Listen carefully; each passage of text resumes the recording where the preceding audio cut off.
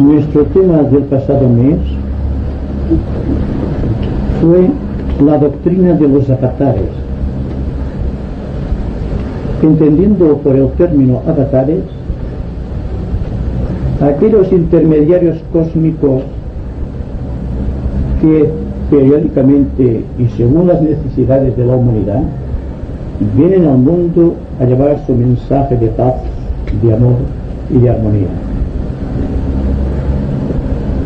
Hablando de las necesidades humanas, y estas son evidentes, podemos decir que hay intermediarios cósmicos o avatares provenientes del propio esquema terrestre, es decir, de origen planetario. Otros avatares son de carácter solar o de tipo cósmico procedentes del sistema solar, pero de otro planeta que no sea nuestro planeta Tierra. Y hay otros que son los que encarnan tipos de rayo definidos, que encarnan en definidas épocas de la historia planetaria para llevar a cabo el proceso de una evolución superior, o para terminar con un estado de cosas deprimente para la humanidad y que no sirve ya para el contexto planteado por el propio logos planetario. Hablar de necesidades humanas es hablar de nuestra civilización con su cultura, con sus adelantos técnicos y con este afán creciente de la humanidad de ser cada vez más consciente de sí misma. Hablando también de necesidades, hay que contar también con la oposición de los egregores creados a través del tiempo por las humanidades que nos precedieron y que fueron responsables de muchos de los males de nuestra sociedad actual. Enfermedades, por ejemplo, como el cáncer, provienen de lejanísimas épocas planetarias, quizá de la Lemuria, hace muchos millones de años, o quizá de la Atlántida, pero ahí lo tenemos todavía. Significa quizá que todavía no hemos comprendido el alcance o el objetivo de la propia civilización, y quizá no hayamos comprendido todavía que la mera técnica no puede liberar a la humanidad de sus dolencias ni de sus caos sociales. Se precisa algo más, y este algo más quizás sea el amor, del cual tanto hablamos y al cual tan poca atención le dedicamos. Bien, al hablar de los avatares planetarios, hicimos hincapié en los más conocidos, como por ejemplo el Buda, Gautama, el Buda, y el Cristo. Anteriormente había venido ya Hermes Trismegistus, el padre de la sabiduría, proveniente de la Atlántida, que había dado a Egipto una gran civilización. Pasó por Grecia y después se extendió ya por todo el mundo. Otros avatares menores, como por ejemplo Leonardo da Vinci, que dio gloria al Renacimiento, junto con Miguel Ángel y los demás pintores y escultores de aquella época. Es decir, que el fenómeno del Renacimiento, como el testimonio de un avatar, es siempre un estado de cosas diferente. La humanidad se siente más responsable, el artista más sensible, más sutil en sus expresiones. El arte adquiere una magnificencia desconocida. La política deja de endurecerse, es más flexible. La sociedad se torna gradualmente más humana, por así decirlo, porque la humanidad todavía no ha respondido al imperativo del logos planetario. Por lo tanto, todo cuanto decimos alrededor de los avatares se basa en tres principios fundamentales. Primero y ante todo, las necesidades de la propia humanidad de adquirir un grado de conciencia superior. Segundo punto, la posición de los astros. La astrología es la ciencia del futuro, no la astrología convencional. Me refiero a la astrología esotérica, que habla de situaciones cósmicas y no de situaciones personales.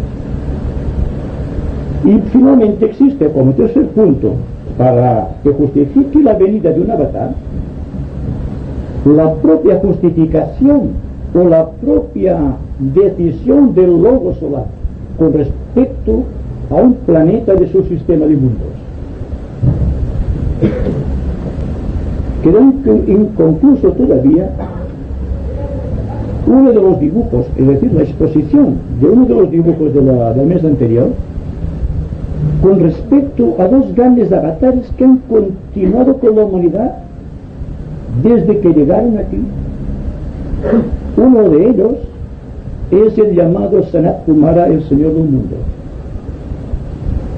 Hace unos 19 millones de años, según dice la tradición esotérica, procedente de Venus, y aprovechando una gran conjunción de la constelación de Sagitario, de Géminis y de Cáncer, produjo una respuesta desde Venus, y un adepto de Venus, precisamente este que llamamos Sanat Kumara, encarnó, por así decirlo, aquí en la Tierra y creó la jerarquía planetaria. ¿Qué hay que entender por jerarquía planetaria? Yo diría que es el gobierno culto de nuestro mundo. Todo cuanto vemos por doquier, en ciencia, política, religión, etc., no son sino expresiones de la jerarquía a través de hombres eminentes, de los discípulos, podríamos decir, entendiendo que discípulo es toda aquella persona que está en contacto con la jerarquía y al propio tiempo justifica este contacto con un gran amor para la humanidad y un gran deseo de servir.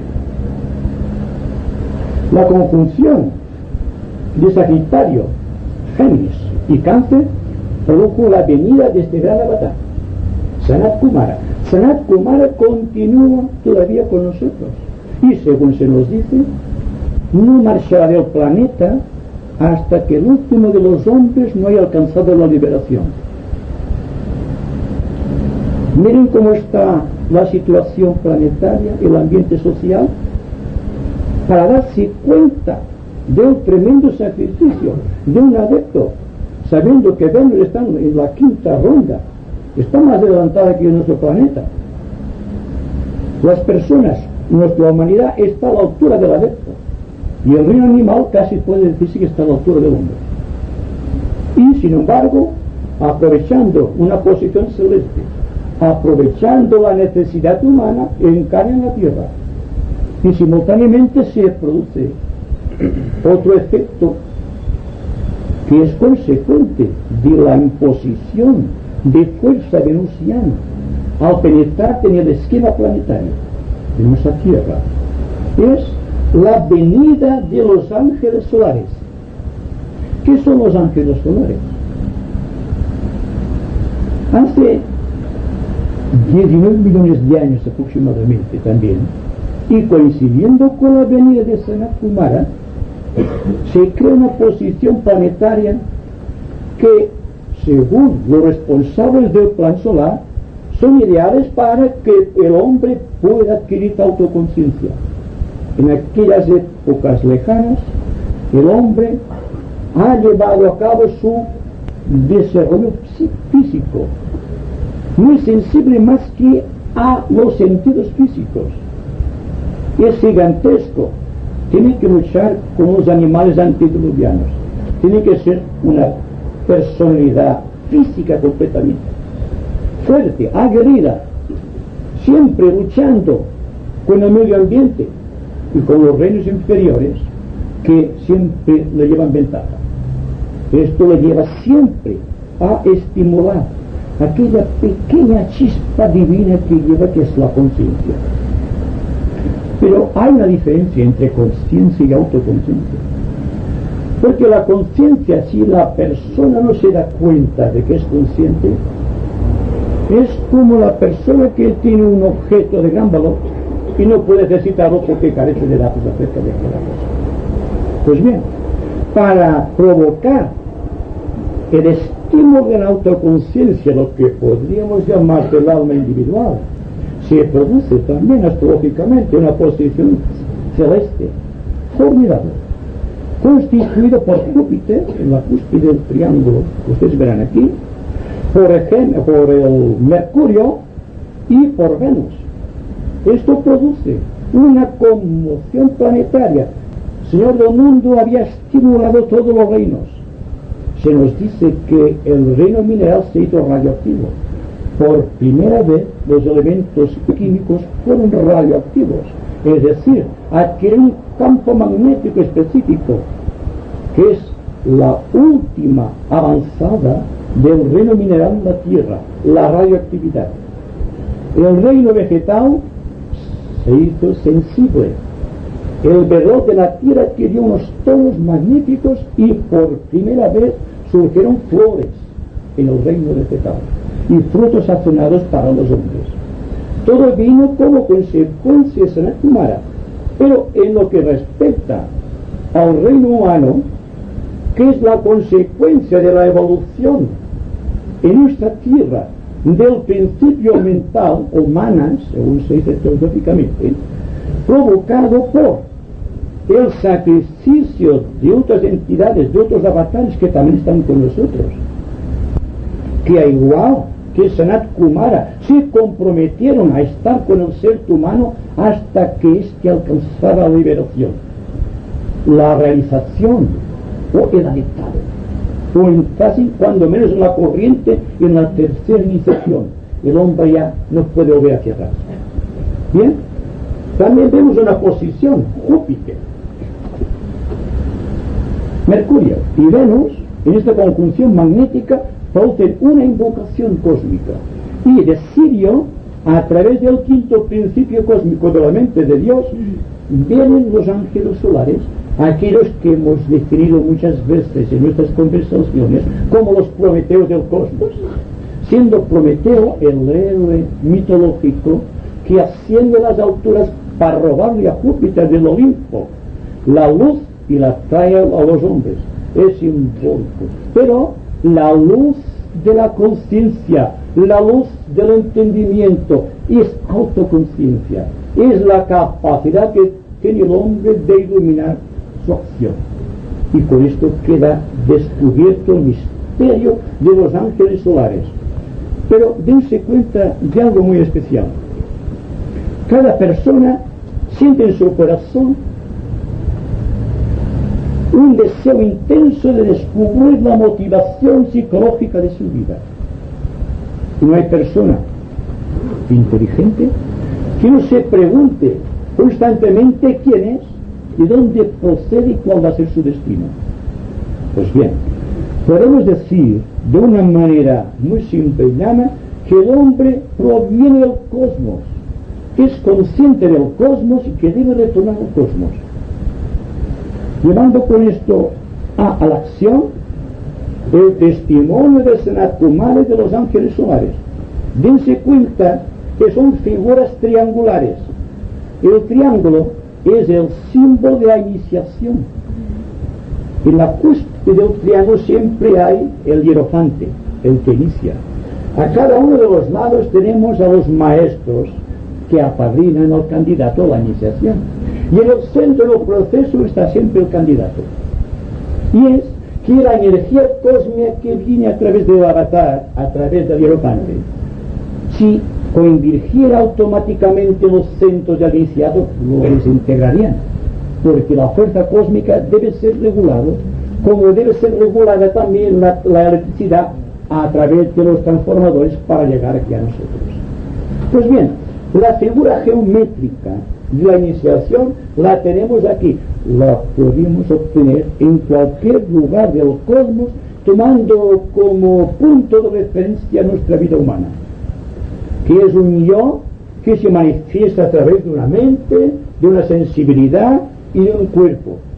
Y esto también, cuando la persona situada en el centro, que es el yo, y es el ojo mágico que vemos en la religión, puede actualizarse de una manera que equidiste de todos los vértices, es decir, que constituye a través de sus vehículos un triángulo perfectamente equilátero, se produce automáticamente la iniciación. ¿Cómo y de qué manera se produce? Cada cual deberá experimentarlo. Hay cosas que no se pueden explicar, hay que experimentarlas. Y la experimentación de la iniciación como misterio de la paz. La paz no se puede descubrir. La persona tiene paz o no tiene paz. No es un asunto de discusión reflexiva. Está más allá de la reflexión y de la propia meditación, siendo la meditación quizá un vehículo para llegar a la paz. Pero una vez la paz o la iniciación se ha alcanzado, ya no puedes hablar de ella. La tienes simplemente como la honradez de las personas. La persona honrada no habla de su honradez. Solamente habla de honradez la persona que no es honrada. El que tiene todo dentro no busca nada más. Está colmado en la extensión absoluta de su ser. Bien. Las condiciones astrológicas.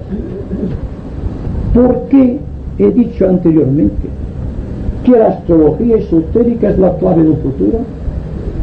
Hasta aquí hemos visto que el universo, y es todavía a través de nuestros ojos de la tercera dimensión, un efecto de perspectiva. La perspectiva es invariable desde el punto de vista del hombre en el pequeño planeta. Pero ¿qué pasa con la perspectiva del universo contemplada desde Venus o desde Neptuno? La perspectiva del propio universo cambia completamente de estructura.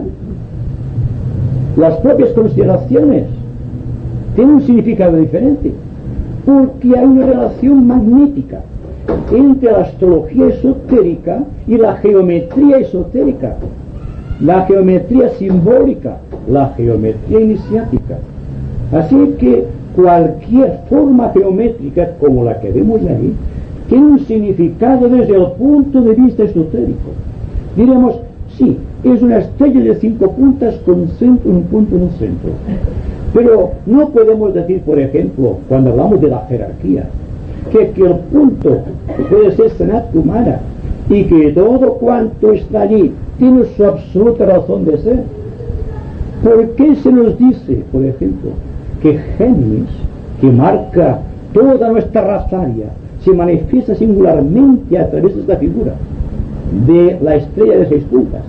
Precisamente porque son 2 triángulos, el triángulo superior y el triángulo inferior. Géminis, Castor y Pollux, que son los condicionantes del signo de Géminis. Bien, pues entonces se nos dice esotéricamente, ustedes pueden tomarlo como quieran, pero tratando de aceptarlo al menos como hipótesis mental de trabajo, porque podemos relacionar la jerarquía Sanat Kumara al frente con todo este dibujo. Precisamente se puede tomar este dibujo como referencia de todo esto en el sentido de que Sanat Kumara, cuando según se nos dice vino de Venus, llevó 3 de sus discípulos en la logia, en su asrama, por así decirlo, y que el conjunto constituido por Sanat Kumara y los 3 Kumaras que con él vinieron desde Venus se llaman los señores de la llama.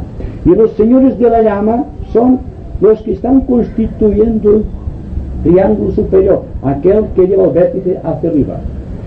Los que trabajan con el cosmos se llaman los budas pratyecas o los budas de actividad.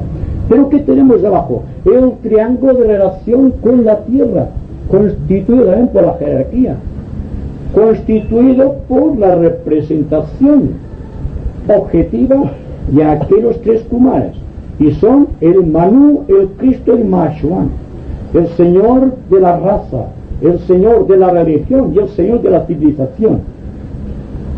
Ahora tenemos que hablar de la extensión de la jerarquía a través de los Mashuanes y los maestros de cada uno de los rayos, hasta llegar al humilde discípulo que forma parte también de esta jerarquía. Lo sepa uno, depende de su trabajo.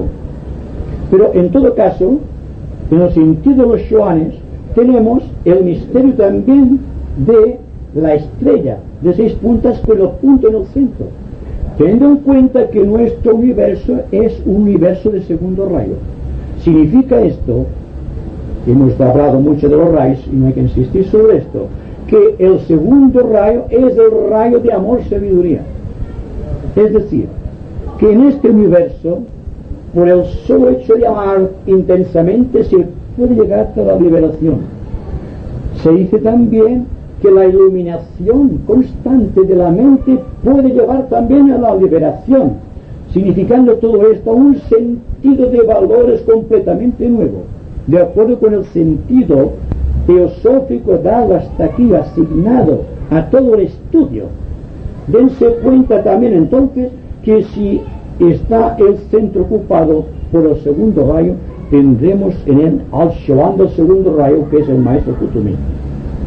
Tenemos también que los demás rayos están dirigidos por los maestros Moria, el veneciano Serapis, el maestro Hilarión, el maestro Jesús y el conde de San Germán.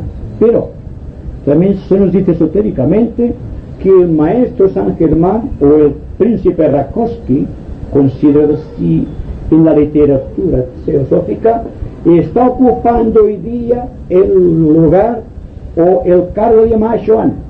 Y el Mashuan de nuestra era pasada ha pasado a formar parte del bloque de trabajadores solares.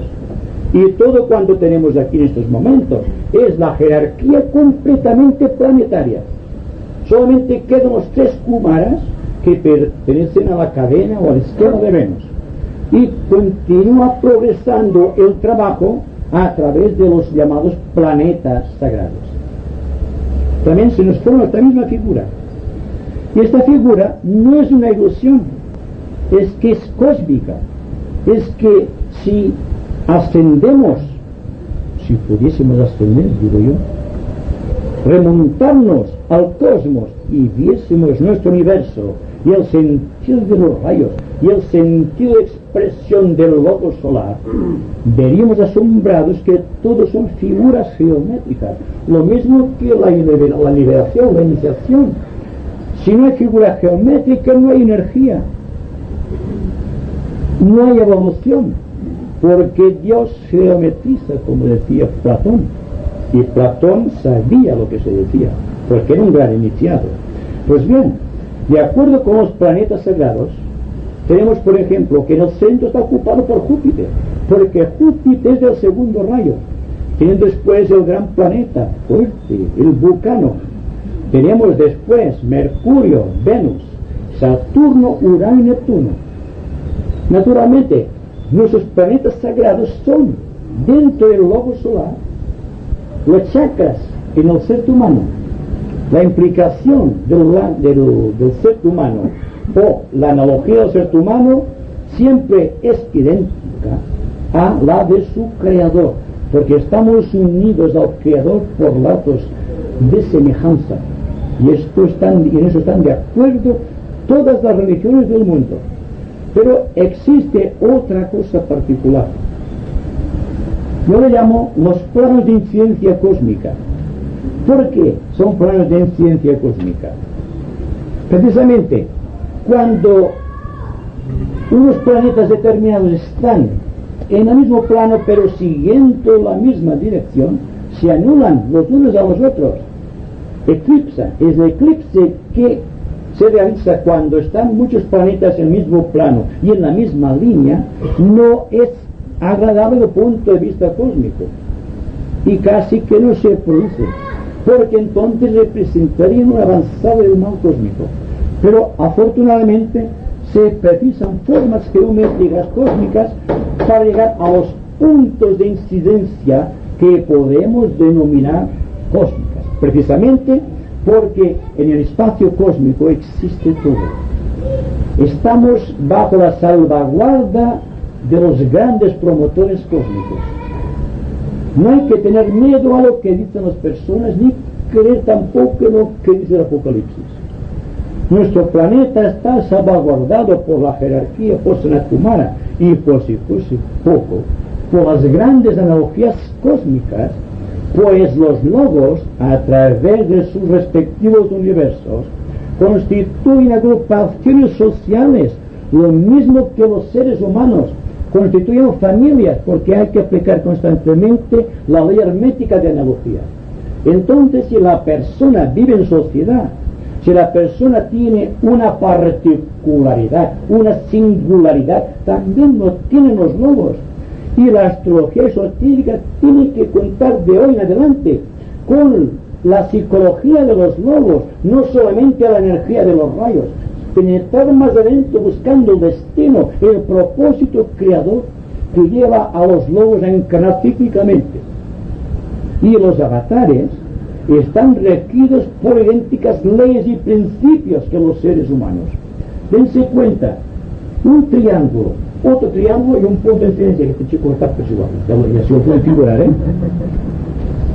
Cuando hay tres constelaciones en el mismo plano, pero creando una forma determinada, puede ser esta forma, pero aquí hemos puesto un triángulo y está en sintonía con este triángulo de constelaciones, un triángulo constituido por tres astros en cualquier casa del horóscopo. Y no me refiero al horóscopo de una persona, me refiero al horóscopo de un logos planetario o de un logos solar o de un logos que está comandando una constelación. Pues entonces se produce un plano de incidencia.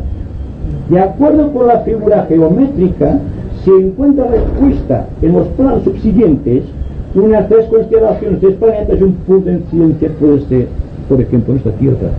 ¿Qué hablamos la semana, el mes anterior?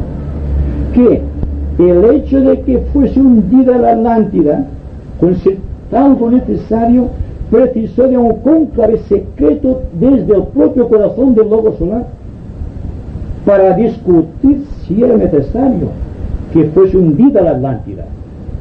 Y se decidió que sí, que la Atlántida debía ser destruida porque llevaba los gérmenes de la propia autodestrucción, porque había empleado incorrectamente la magia que la divinidad le había otorgado, y entonces se convertía en un peligro para la civilización, para el resto de la humanidad. Y entonces, en uno de estos puntos de incidencia, aprovechando posiciones estelares, se produjo el hundimiento de la Atlántida. Pero este punto de incidencia no hay que ponerlo solamente en un hecho aislado del planeta. Sobre el planeta, por ejemplo, la iniciación del logos planetario, según se nos dice, la llegada a la Tierra de los ángeles solares fue la activación de que el logos planetario adquiría la tercera iniciación, porque según se nos dice, la humanidad es el centro de la garganta del logos planetario como conjunto, y que entonces va progresando la humanidad hacia el centro Ajna a partir de este centro, buscando la cuarta iniciación del logos planetario, teniendo en cuenta que esta iniciación está definida por la crucifixión. Iremos cómo está siendo crucificada la humanidad, cómo están siendo crucificados los reinos de la naturaleza. Una guerra no coge solamente al ser humano, coge todos los reinos. El metal que sirve para hacer cañones se ha extraído del reino mineral. Los árboles y las plantas destruidas son del reino vegetal. Los animales que mueren del reino animal y los hombres del reino humano. Es esto, la toma de conciencia de que hay un plan de emergencia para estos casos, tal como dijimos, que en un caso de extrema urgencia, de extrema necesidad, un avatar se hace imprescindible. Se da el caso, por ejemplo, de que el año 1943, y esto lo hemos discutido muchas veces, la jerarquía discutió por primera vez en su historia si era conveniente dejar a la humanidad que se las arreglase con pudiese. Había llegado la humanidad a un punto de saturación psicológica deformada. Había contraído, y estaba contrayendo todavía, ciertos vicios atlantes. Está vivificando egregores que debían haber sido destruidos hace muchos millones de años. Naturalmente, al encontrarse con aquel proceso, con aquel fuego exterminador, la jerarquía, viendo la pasividad de los discípulos, porque la jerarquía no ataca a la humanidad, ataca el comportamiento de los discípulos, de los afiliados de la logia planetaria, a los que de una u otra manera están conectados con algún maestro de compasión y de sabiduría. Estos fracasaron. Y esto motivó en 1943, en un cónclave en la Cámara Secreta de Zambala, si era necesario abandonar a la humanidad a su albedrío, por cuanto no había respondido al imperio de la ley. Se decidió que la humanidad tiene un corazón, que el corazón es el amor de Dios y que hay algo bueno que salvar todavía la humanidad. Y entonces se decide ayudar a la humanidad hasta los últimos efectos. Y lo primero que se realiza es paralizar la investigación de los alemanes, de los científicos alemanes, que querían producir la bomba atómica. Fue el primer paso que dio la jerarquía, después de asesorarse de que había algo bueno todavía en la humanidad, que triunfaba, que se elevaba de la gravedad terrestre y que estaba invocando constantemente la venida de fuerza y de energía. Y entonces se dice, pero los hechos así lo han demostrado, que Alemania no puede fabricar su bomba atómica porque los alemanes, los científicos, han perdido de vista la fórmula final. Y un alemán fue Einstein la que la facilitó más tarde y lo entregó a los americanos después de arrepentirse para toda su vida. Pues ya saben ustedes cómo se emplea la bomba atómica. Pero en fin, son cosas que pasaron. Solamente decirles que se salvó si en aquel momento los aliados tenían a su favor la jerarquía, porque encarnaban el principio de bien, no lo mismo que ahora, naturalmente. Entonces fue un esfuerzo jerárquico proveniente nada menos que de Plutón, que arregló el asunto para llevar adelante un proceso que estaba más allá ya de las mentes clarividentes de la humanidad, había sido trascendido y sobrepasar esta fuerza. Y entonces tuvimos la oportunidad de ver otra civilización que emergía de las cenizas de la guerra. ¿Qué haremos con la paz? ¿O qué hicimos con la paz? Digo, la paz todavía no la tenemos. Hay luchas por doquier. Tenemos la técnica de matarse mejor los unos a los otros, porque antes era realmente convencional, porque se luchaba con porras, estacas y lanzas y estas cosas se mataban naturalmente, pero no con la cantidad y profusión de ahora. Es decir, que la técnica solamente ha servido hasta el momento presente para la propia autodestrucción de la humanidad. ¿Se dan cuenta del proceso? Me pregunto si podemos hacer algo en ese sentido. Me pregunto si todos nosotros podemos sentirnos en un plan de discípulos y entonces aprender a invocar seriamente la fuerza del avatar, porque la necesidad de la humanidad es percibida desde arriba, naturalmente. Pero ¿de quién tiene que surgir la demanda invocativa? Sino de los hombres y mujeres de buena voluntad del mundo, de los discípulos en cada nivel social, de las personas que aman a sus semejantes. Pues entonces hay que invocar, hay que pedir al avatar, sabiendo que el avatar vendrá si la humanidad justifica que tenga una ayuda suplementaria de la propia evolución, tal como ocurrió, por ejemplo, con la venida de los ángeles solares. Los ángeles solares, al incidir en el reino animal, hacen ascender del plano del instinto la lucecita que se convierte más tarde en la mente humana. Por lo tanto, cuando en los tratados teosóficos se habla de los ángeles solares como los hijos de la mente, se refiere precisamente que fueron ellos los que llevan la antorcha de la mente al cerebro instintivo del hombre animal. El hombre que andaba agachado porque era un semi-animal todavía, o le llamaban los hombres animales, de poderosa estructura, pero casi agachados, unos monos gigantescos, pero no eran monos, eran seres humanos en formación. Y cuando adquirieron ya toda la extensión, la verticalidad, entonces se despertó el fuego de Kundalini. Y entonces hubo un enlace del centro Muladhara con el centro Ajna, donde empezaba ya a emerger la fuerza mental de la autoconciencia. Salió el fuego hacia arriba, la mente expansió el fuego y hemos llegado hasta aquí. Teniendo en cuenta también que todo está medido astrológicamente. Por ejemplo, la tercera raza, la llamada la raza de Muria, está regida en su integridad por el planeta Saturno. Que la raza Atlántida estuvo regido y está regido, todavía hay individualidades, por el planeta Neptuno, y que nuestra raza aria está regida por Mercurio, y que la próxima raza está regida por Venus, y así hasta llegar a la consumación del tiempo, hasta adquirir el nivel de autoconciencia necesaria para poder penetrar libremente en el reino de Dios. Pero queda todavía algo que discutir. Hemos visto un plano incidencial en forma de triángulo equilátero, pero ¿qué sucede cuando se crea un cuadrado? Cuando en el cosmos y en el mismo plano de situación de incidencia se está creando un cuadrado, es decir, este plano, y que responde a un cuadrado de energías planetarias, se crea un punto de fricción tremendo sobre donde incida, sea un planeta, un continente, una nación. Puede llegar a la destrucción, porque ustedes saben que el cuaternario siempre indica el hombre inferior, en tanto que el triángulo siempre indica el triángulo superior, es decir, la tríada espiritual constituida por Atma, Buddhi, Manas. En tanto tenemos mente inferior del cuerpo emocional, el cuerpo etérico y el cuerpo físico. Pues bien, una incidencia de tal calibre en una humanidad que está evolucionando a través del principio mental y está robusteciendo los egregores. Se nos dice ocultamente que la venida de Hitler, dense cuenta y analicen ustedes lo que hizo Hitler, solamente un ser humano, porque incidió, se puso bajo la órbita de un grandes egregores constituidos por una de estos planos de emergencia en forma de cuadrado.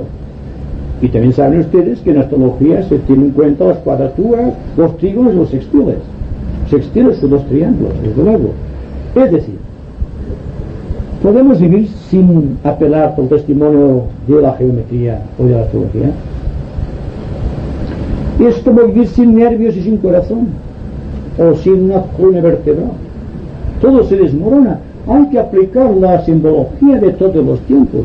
Hay que participar plenamente del principio de la vida psicológica, teniendo en cuenta que la psicología del ser humano, la consideremos por donde la consideremos, siempre es en un plan de saber más acerca de sí mismo, lo cual significa que cada vez será más consciente de Dios, porque Dios y el hombre son una sola cosa, y no hay en la tierra más Dios que el hombre, que por haberse purificado liberó su desplace las virtudes del deseo.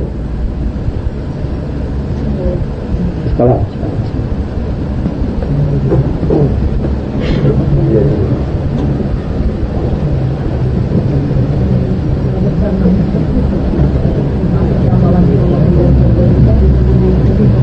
Creo que la estrategia nos informa en principio, haciendo los primeros puntos en ciertos signos donde está cristalizada la materia, el átomo, podríamos decir, el átomo por la materia, y entonces lo que me decía como pregunta, o no sé, como una pregunta, no a nosotros, sino sí, esta pregunta del átomo para la luz propia, ¿qué podríamos hacer?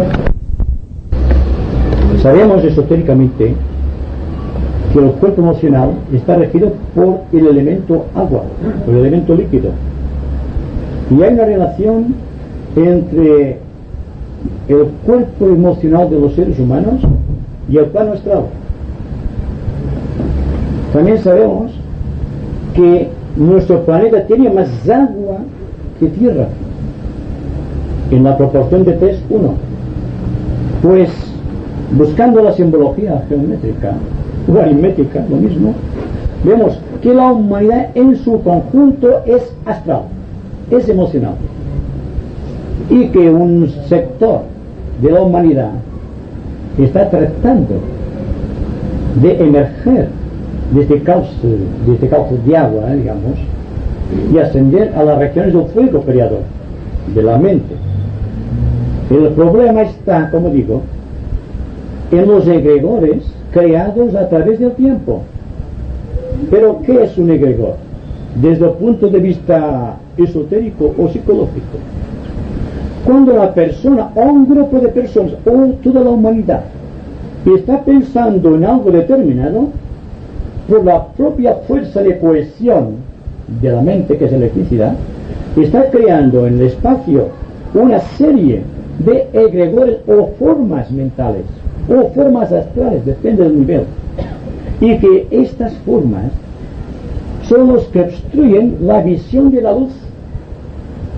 Una enfermedad, por ejemplo, decimos es una enfermedad, pero ¿se han detenido ustedes a pensar que una enfermedad puede ser un egregor psíquico creado a través del tiempo?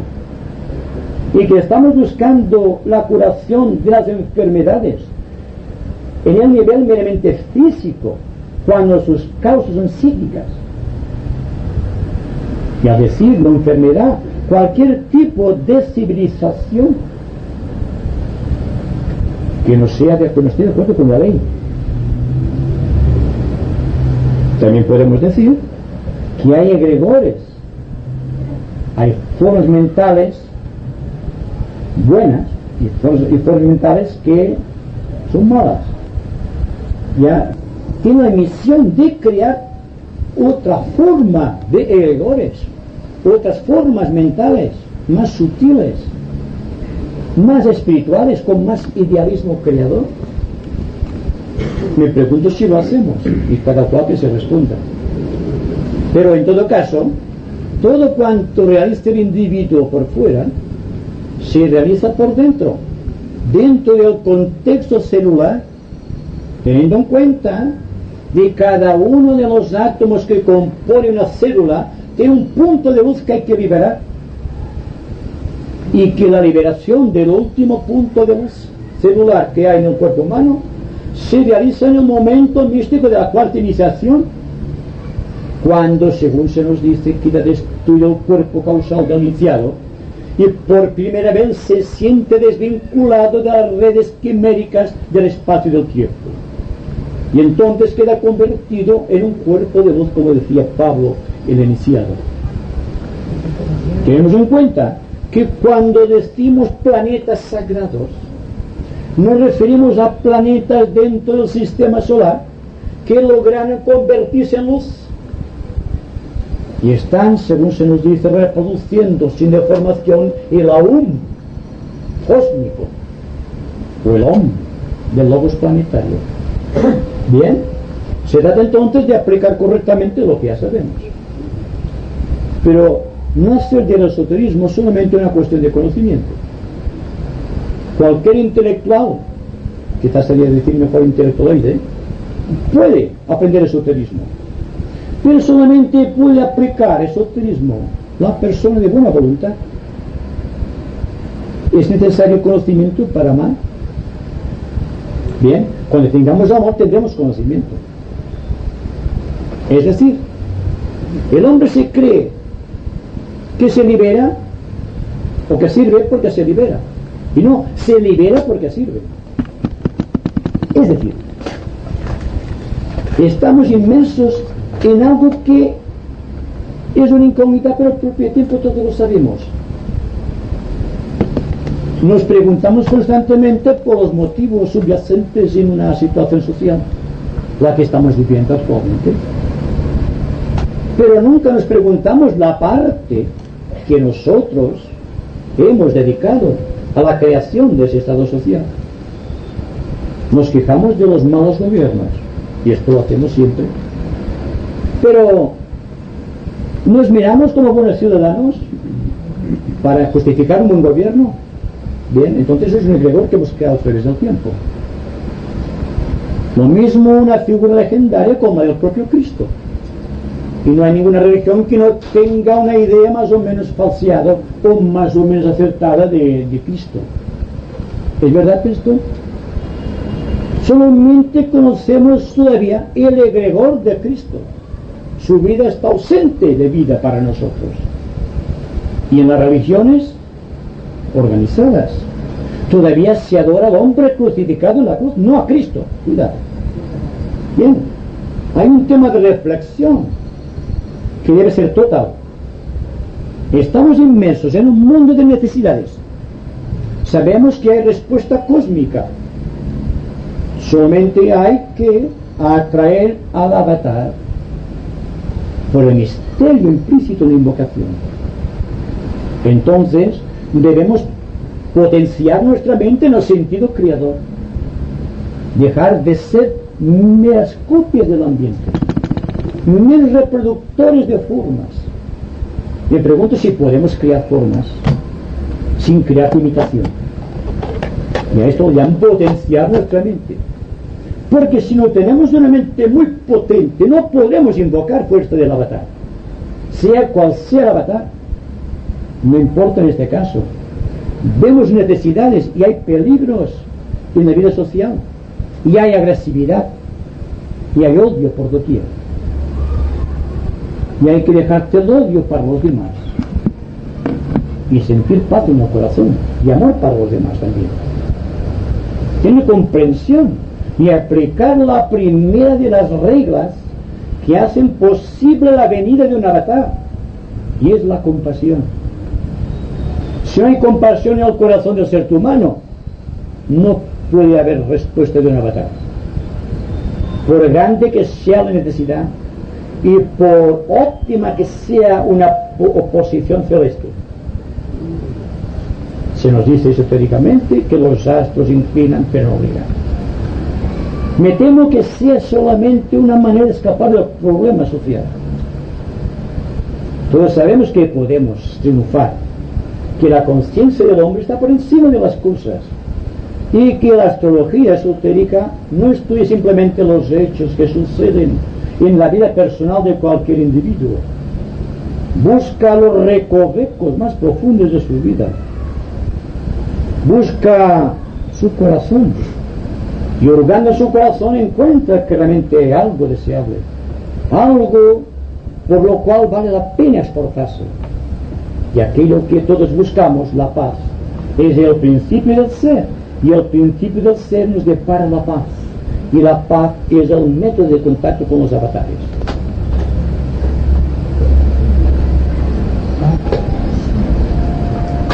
A ver, antes quiero entender que tú hablabas de aquellas 4 constelaciones cuando formaban, o sea, un cuadrado que repercutían sobre otro cuadrado a nivel planetario, que incidían negativamente, por ejemplo, en un determinado sitio.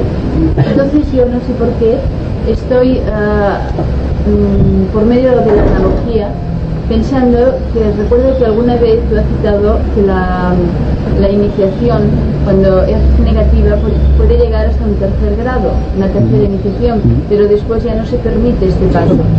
Entonces, teniendo lugar, o sea, pensando ahora que aquí hay unos logos planetarios y allí hay unos logos, o sea, de constelación, no entiendo cómo puede formar unos logos de constelación, pueden formar...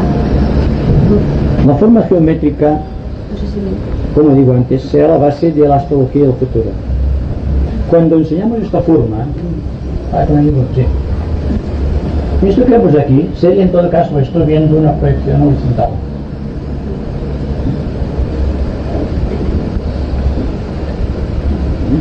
Esto visto en un plano de proyección horizontal. Y aquello sería así.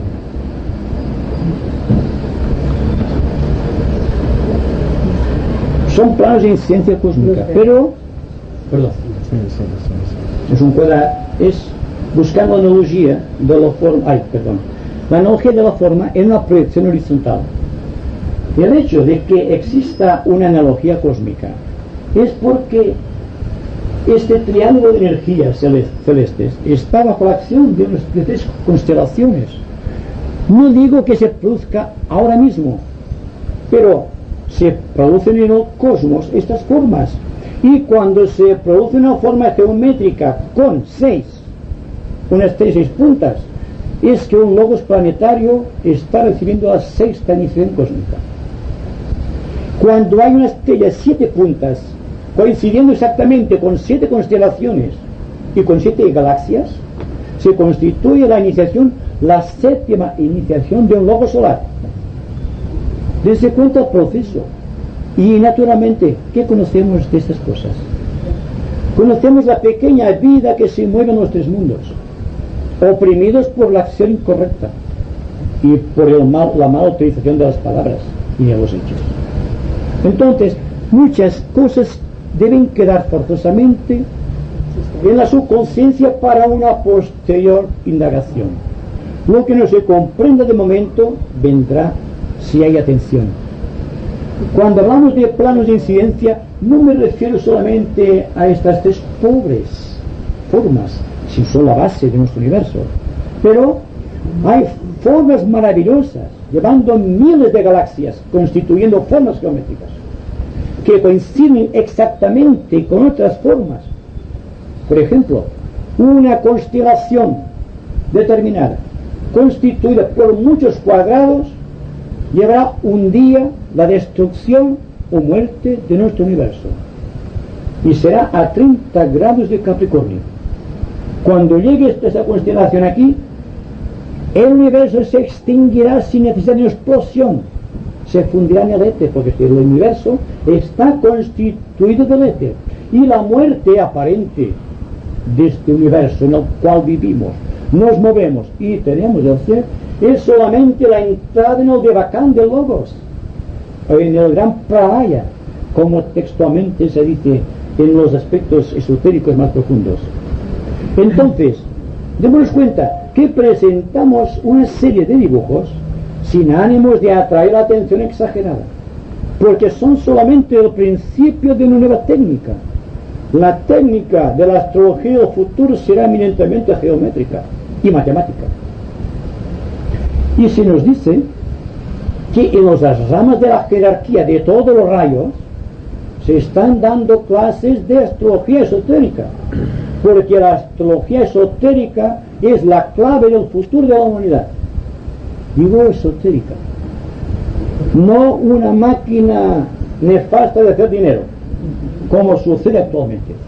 Y hay que hacer hincapié que estoy hablando de la astrología pura, la astrología que utilizan los logos de no importa qué constelación, de no importa qué universo, de no importa qué galaxia, de no importa qué planeta. Estamos tratando de ser en el tiempo, pero ser conscientes en el tiempo y ser consecuentes de nuestras acciones.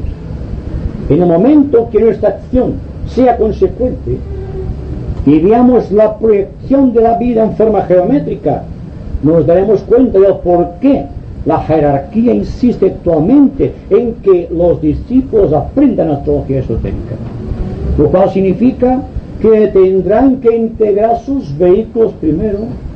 La mente, la emoción y el cuerpo tendrán que estar muy afinados. El ojo en el centro, que es el ojo del toro, como se dice en los lenguajes esotéricos, es que todo cuanto perciba del exterior tendrá que pasar por este ojo para proyectarse internamente. Y a la inversa, que todo cuanto proceda del ojo interno tendrá que pasar por este ojo de observación para canalizar las energías en el mundo externo. Cuando esto se realice, cuando la medida entre el ojo interno y el ojo externo estén a cero en equilibrio, se producirá un verdadero astrólogo esotérico. Les adverto que es difícil llegar ahí. No t'entens, Bertran.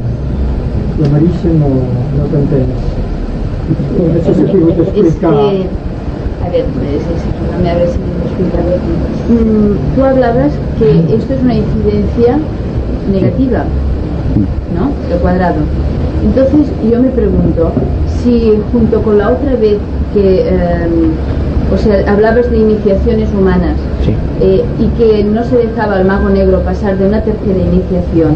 Pregunto, un logos planetario, o sea, ha pasado y tanto de la tercera y de la cuarta y de la quinta, ¿no? Y pues entonces un ser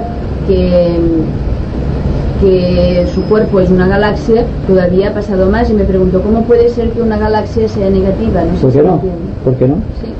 Y tanto sí. Existe esotéricamente el mal cósmico, que es el karma de todos los universos.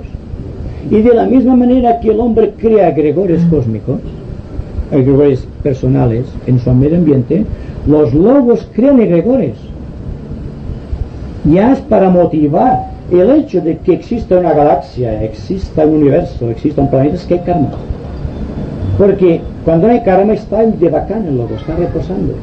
Está en la noche, el descanso de Dhamma. En tanto la actividad siempre es el día, la actividad. En el cosmos hay pocos, pero se produce. Y según se nos dice, el caso de Hitler, que he mostrado, fue consecuencia proveniente del mal cósmico que encarnó en ciertas galaxias, o en ciertos aspectos de ciertas galaxias. Cuidado, para provocar una repercusión en 4 planetas que no son sagrados, uno de ellos oculto, que produjeron lo que produjo Alemania. Y vean ustedes lo que produjo un solo hombre a través de una sola nación. Y dense cuenta de la fuerza del mal cósmico. Y entonces ya tenemos que hablar de la magia, de la teurgia y de la geoesia. La geoesia es el mal organizado en la tierra. Y la magia blanca es la cosa hermosa, el egregor que debe reemplazar las viejas formas del pasado. Pero siempre existe más bien que mal. Por lo tanto, hay una esperanza de salvación siempre para el hombre. Entonces, hay que trabajar en el sentido de crear dentro del cuerpo etérico triángulos. Y esto lo hemos discutido varias veces aquí. Los círculos, y no crear cuadrados. Significa que nuestra mente tendrá que estar constantemente enaltecida, vibrando en altos niveles de superación o de idealismo creador, y no creando bajo las pasiones del cuaternario inferior, la mente concreta, intelectual o intelectualoide, como quieran, que está tratando de descubrir para acopiar conocimiento, y el conocimiento lo llega a condicionar tanto que se convierte finalmente en un depósito de conocimiento sin un corazón capaz de reaccionar a la vida. Y está el peligro.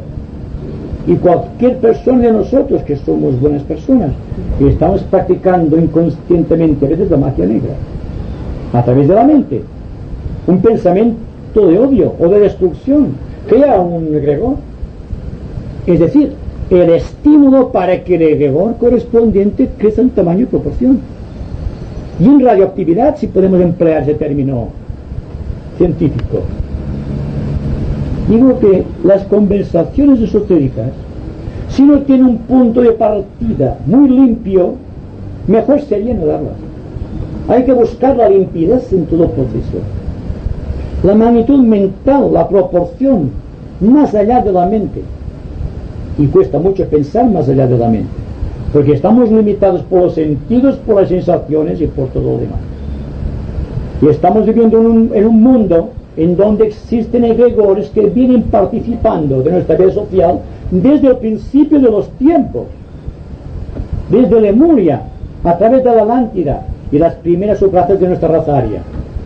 Y ahora que hemos llegado a la quinta subraza de esta raza gloriosa, que tiene como norte a la mente inspiradora, y está emergiendo otra raza nueva ya, otra subraza nueva, en cualquier parte del planeta, todavía estamos en el imperio de la técnica.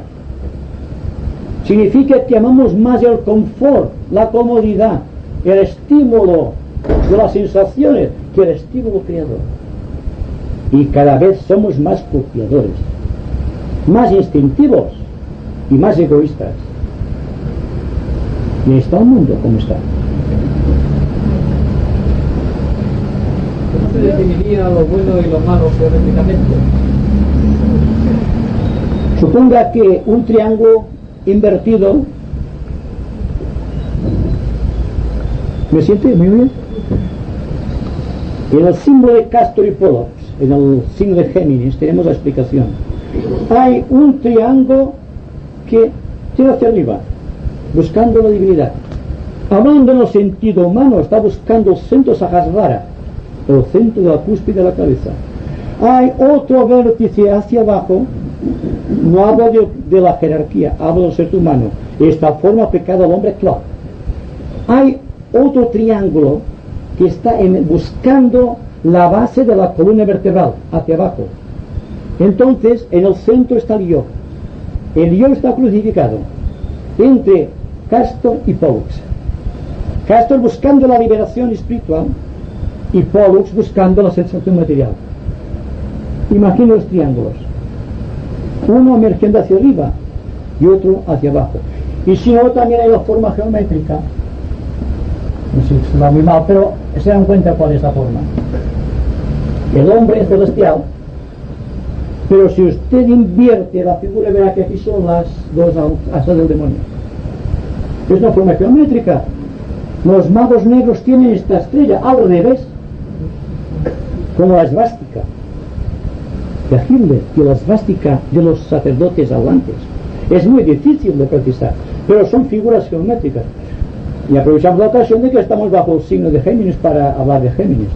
Pero cada signo tiene su repercusión. Todas las puntas hacia abajo, tirando hacia la parte inferior, siempre es negativo. Es una figura geométrica negativa. Dense cuenta que cuando buscamos a Dios miramos hacia arriba sin darnos cuenta. Pedimos. Cuando estamos aturdidos por la duda, por el odio o la desesperación, miramos hacia abajo. ¿Podemos evitarlo? Mejor geometría que esta. El signo, el sí, este sí, hacia arriba o hacia abajo. En fin, hay que tratar de ver las cosas, a pesar de que digan que son formas geométricas, todo, de no coger la geometría por todos los pelos. Veamos el asunto en su aspecto psicológico simbólico, no simplemente en el sentido figurativo, por bien que ha sido dibujado.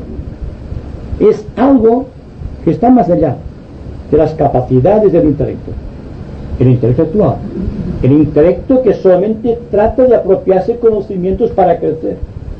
¿Crecer en qué? En extensión, pero no en verticalidad.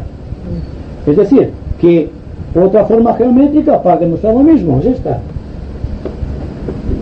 la cruz. Hay un aspecto horizontal, la materia, y otro aspecto vertical, el espíritu. Es otra forma de definir los dos triángulos, siendo que la figura legendaria no es solo de la sociedad teosófica, sino que los propios judíos tienen esta forma. Quizá no la apliquen correctamente, pero la tienen. Viene de la más remota antigüedad. Y Platón ya decía que todo es geometría, pero apliquemos correctamente la geometría psicológica para pasar seguidamente a la astrología esotérica. El primer paso es aplicar la astrología personal, que la persona sepa lo que es exactamente, sin que tenga que recurrir al horóscopo personal. Es decir, que por hecho de decir que estoy nacido bajo el signo de Tauro y estoy mi regente del ascendente es Venus, que estemos, por ejemplo, nosotros diciendo que estamos aquí ya, se soluciona el asunto. Sin saber nada de astrología convencional, podemos hacernos partícipes de la astrología esotérica con solo vivir correctamente, porque entonces las energías del cosmos que nos pertenecen por ley, porque hemos nacido bajo el signo de las estrellas, nos llevarán a interrogaciones más profundas, y de estas profundas interrogaciones o interrogantes llegaremos a saber quiénes somos, de dónde procedemos y a dónde nos dirigimos. Yo me acuerdo haber leído en el libro de los 7 rayos que llamaba uno de los nombres que se le daba a la entidad psicológica del séptimo rayo, el constructor del cuadrado. Sí. ¿Podrías decir algo sobre eso? Sí, bueno, es que en el constructor del cuadrado, ten en cuenta que el cuadrado es la forma que tiene el centro molar. Lo hemos examinado aquí. El centro molar es así. El misterio se llama aquí del cuadrado. porque el cuadrado es el asiento de toda la vida personal o la vida material. De aquí surge todo, el karma, y también surge de aquí toda manifestación espiritual cuando ha sido convenientemente desarrollado. Hay una observación muy profunda a través del observación del cuadrado, y es que el cuadrado, ¿qué decía el tibetano? El tibetano decía que el cuadrado es el símbolo de la perfección animal. Significaba con ello que por primera vez, cuando se desarrollan los 4 pétalos de Kundalini, empieza a ascenderte el fuego de la vida. Pero el cuaternario, como se lo denomina, es también aquella figura. Y toda figura que lleva el signo del cuadrado es el signo de la liberación material. La primera iniciación empieza ahí, en el signo del cuadrado, y va ascendiendo hacia arriba buscando el loto de 1000 pétalos, que es el chakra coronario. Y estamos llegando a un punto de expresión superior para determinar en un momento del tiempo que estamos condicionados por muchas cosas, pero que las figuras geométricas deben dejar de aturdirnos con su proyección. La proyección de una figura geométrica es interna, es simbólica, y no es intelectualmente que se aprecia el valor de un símbolo, sino es mirando hacia adentro, reflejando la fuerza interna para que pueda reflejarse externamente. Cuando la persona es correcta internamente, crea a su alrededor una forma geométrica perfecta, y es contemplando esta figura perfecta desde el plano causal que el maestro está dirigiendo a sus discípulos, porque toda forma geométrica perfecta está siempre dentro de un centro de luz, y este centro de luz se llama la luz en la cabeza. Es la luz que contempla el maestro cuando tiene que elegir a cualquier discípulo. A ver si podemos hacer este esfuerzo, activar las revoluciones del cuadrado, llegar a la conclusión del tibetano, que realmente aquí está la base de la iniciación, ascender hacia arriba hasta ascender a lo más alto, al centro Sahasrara, y proyectar entonces toda nuestra vida igual que lo hacen los grandes avatares, porque el hombre es la medida del cosmos. Y tal como he dicho muchas veces, si la divinidad faltase solo uno de nosotros, dejaría de ser la divinidad.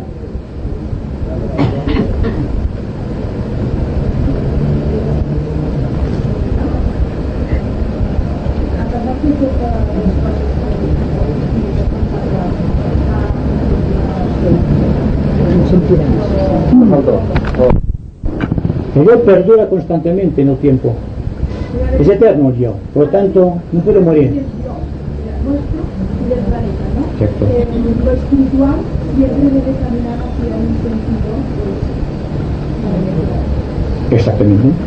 Es la ley de la evolución, no podemos paralizar la gran máquina. Podemos hacer reacción, porque, repito, es muy interesante. Cuando la divinidad, gracias al sacrificio de los ángeles solares, decidió que los hombres poseyesen alma, automáticamente en aquella alma puso un poco de su voluntad. Y a los hombres, a la humanidad en su totalidad, se le llama la raza de los hombres, pero también las pequeñas voluntades de los hombres. Porque una pequeña voluntad implica voluntad de Dios. Y el hombre no puede tener voluntad si no tiene a Dios que le otorga la voluntad. Ahora bien, hay lo que podemos llamar esotéricamente la medida de la voluntad. Y esto viene parte de la evolución. Cada persona tiene su propia medida de la voluntad de Dios. Pero en su conjunto, la humanidad reacciona de una manera contraria a los planes de la propia divinidad, con la salvedad de que el logos solar no puede intervenir en el proceso, porque su propia voluntad descendida en aquellos niveles la que está en juego. Y cuando la jerarquía impone ciertas reglas como leyes, siempre tiene que esperar que responda la humanidad a estas leyes, y no puede intervenir, porque el karma es sagrado, porque obedece a la voluntad de Dios de que el hombre sea así. Y si el hombre reacciona contra la divinidad, Es como si parte de Dios reaccionase contra Dios, la totalidad. Por lo tanto, esotéricamente, las personas de buena voluntad de los discípulos mundiales saben estas cosas. Y por lo tanto, sus invocaciones, sus plegarias, no son dame esto, Señor, dame lo otro, otórgame esta dicha o esta otra. Sino, Señor, ¿qué puedo hacer por ti? ¿Cómo puedo trabajar en tu servicio? Entonces la voluntad de Dios se engarza de nuevo en la gran cadena iniciática de los grandes señores del universo. Y de hecho, sin darnos cuenta, pasamos a formar parte de esta entidad cósmica que llamamos la jerarquía, que de una manera u otra está respondiendo a fuerzas cósmicas, como pueden ser las Pléyades o Sirio mismo.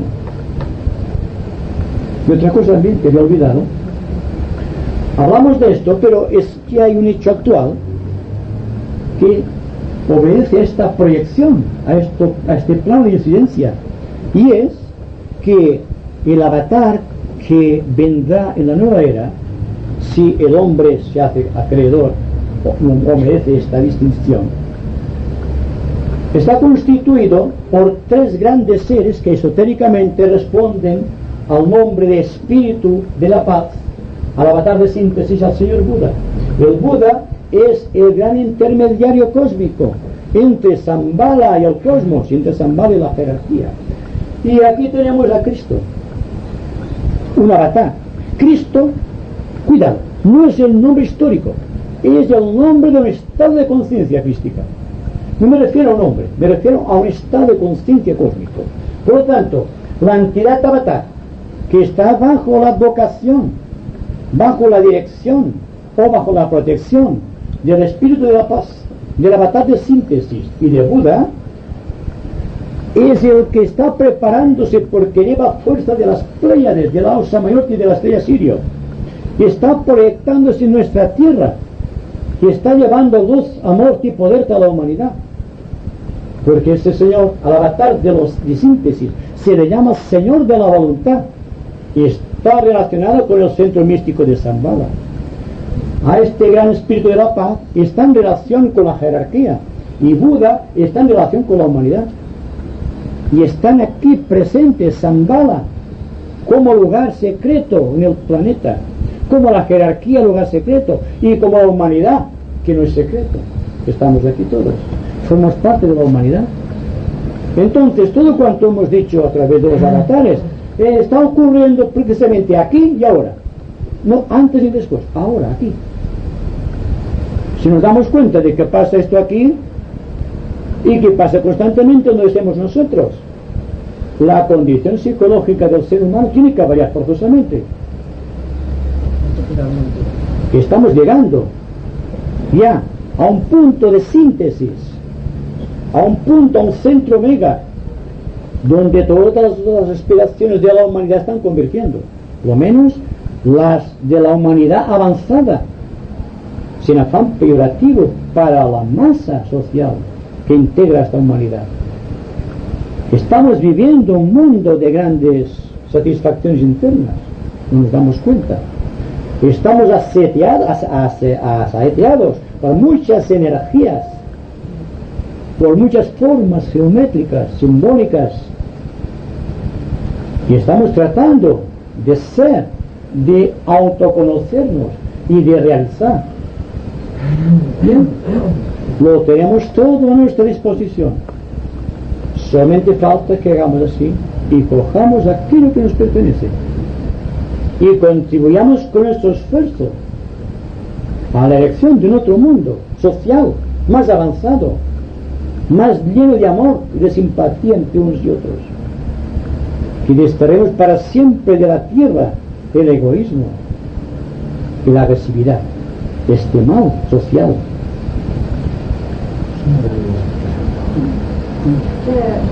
El fill de l'Atlàntida s'havia ensorrat per fer l'ús de soterisme.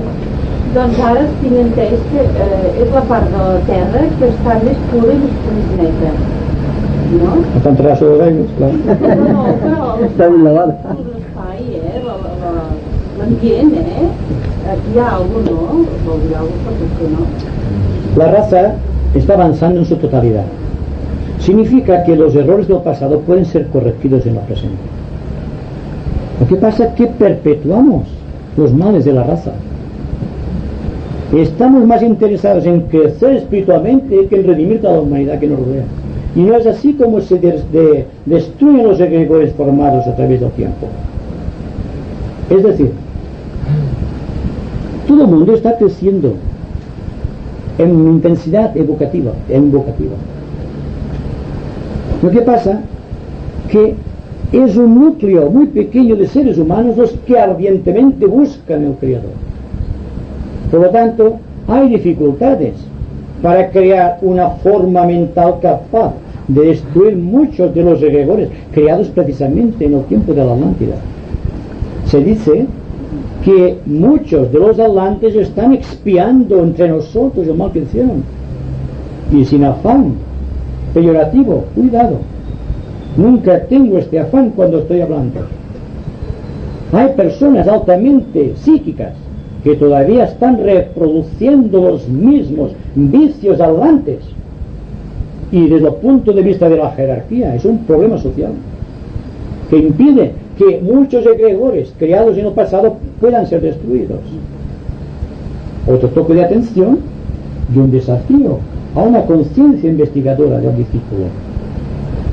El Señor de la voluntad. Entonces, si se procura trabajar la voluntad esotérica, pues, supongamos, entonces en el momento dado la vibración de este Señor de la voluntad pueden ser ya no pequeñas voluntades sino grandes voluntades, cuando se puede ayudar a este avatar. Exacto. No, mire, a mí se me han acudido dos cosas. ¿Verdad que ahora la geometría suplirá las parábolas? Sí. Bien. Esto por un lado. Por otro pienso... Según mi opinión. Bueno, es que puede ser la mía también. Pero entonces estamos en una era presente y aquello una era anterior. Entonces estaba pensando en una próxima, digamos, era o en un próximo tiempo más o menos largo, más o menos corto, en que puede ser que el ser humano no se le enseñe, por ejemplo, esta palabra que llamamos Dios, todas estas palabras de jerarquía o de Cristo, lo que sea. En este caso, esta humanidad, como ahora decimos, llamad y se os abrirá, pedid y se os dará. En este caso, esta humanidad pedirá a través de la ciencia. Va a pedir entonces, es que no solamente nosotros nos amoldamos a las leyes jerárquicas, sino que la jerarquía va cediendo a través de nuestros merecimientos, y entonces no será de una manera mística, puede ser de otra manera, porque, fijémonos bien, los científicos cada día están más cerca de descubrir el misterio del cáncer y de otras enfermedades así, de modo que en un principio y ahora ya se puede decir que se cura. En este caso, estos quizá no tienen ni tiempo de llamar, pero a través de este sacrificio continuo, estas personas, debe ser una especie de llamada, cosa que ahora nosotros tenemos que hacerla de otra forma. Yo pienso que vendrá un momento en que se utilizarán otros conceptos y que no se llamará Dios mío, ayúdame, porque si no le enseñarán, habrá unas generaciones que no se les enseñará esto. Entonces es estupendo de pensar cómo estas generaciones responderán a los rayos y a todas estas cosas del cosmos. Es una cosa que me gusta también este tema. Sí. Luego, ¿cómo va a responder esta humanidad? Los investigadores en cualquier sector, digamos, del mundo, al investigar está invocando. Es decir, que la forma más directa de llegar al corazón de un avatar es investigando. Y según se nos dice, el mejor esotérico del momento es el científico, el hombre de ciencia, que está investigando sin saber realmente lo que está buscando, y está simplemente investigando. Y la investigación, sin darnos cuenta, está invocando fuerza cósmica. Inopinadamente llega a veces a tener un vislumbre para destruir algunas de las enfermedades. Pero digo y repito que la humanidad tiene que purificar mucho su aura astral psíquica para que se encuentre la fórmula final para redimir a la humanidad del cáncer. Digo, se puede aliviar hay que buscar la destrucción de este terrible egregor, como de cualquier egregor que exista en nuestra sociedad organizada. Los celos, por ejemplo, es un egregor desde el ángulo de vista psíquico. Es una espantable silueta, una forma geométrica, dirán ustedes muy bien. Y quien dice esto, cualquier fórmula que existe en el cosmos obedece siempre la reacción humana, hablamos de nuestro universo, a ciertos estímulos ambientales. Puede ser el estímulo de una pasión, de un orgullo desconsiderado, o de una incalculable soberbia. Puede ser cualquier fórmula social de redención que ha sido captada todavía. Y es la efervescencia mundial y el sentimiento de frustración que tenemos todos, porque no podemos realizar aquello que pretendemos, lo que incapacita nuestra acción y nos hace vulnerables a los egregores. Se trata de crear nuevos egregores, nuevas formas psíquicas, nuevas formas mentales, para poder destruir, para poder equilibrar este desequilibrio mundial. No podemos decir que la riqueza y la pobreza sean egregores, son males sociales que obedecen a la codicia del ser humano.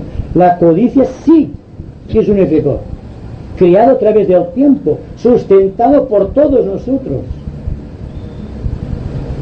Así, se trata simplemente de observar todo cuanto ocurre a nuestro alrededor y ser consciente de todas y cada una de nuestras reacciones psicológicas. Nos comprenderemos, sabremos quiénes somos, al menos. Quizá no sepamos de dónde provenimos, ni a dónde nos dirigimos, pero estaremos estabilizados en el presente. Y para mí, una persona que esté estabilizada en el presente significa que está coordinando todos sus vehículos, que está trabajando con todo un conglomerado de realizaciones del pasado que viven en su subconsciencia y que ahora puede dignificar porque ha llegado el momento. Y esto lo tenemos todos. Y en el presente, ejercitar todo cuanto proviene del pasado a fin de crear las bases de un futuro más prometedor que el que conocemos. Antes de que hablamos de la era o de la creación de la nueva raza, podrías decir de esta situación colectiva masiva, ¿no? Con la cual unos se sienten escogidos, otros elegidos, otros propietarios del conocimiento, la verdad, redentores y cosas así? Pues bien, cuando una persona se siente redentor ya está muerto, psicológicamente.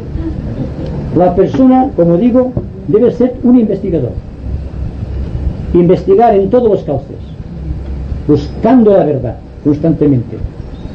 Si llega a obtener una conquista, tendrá humildad, porque habrá adquirido aquel poder que eleva. Solamente aquellas cosas que atraen la atención de la masa humana, sin afán peyorativo, quizá que se siente el deleite de sentirse algo en el mundo que vivimos. Y veremos a las personas que están subyugadas por el afán de crecimiento, por el afán de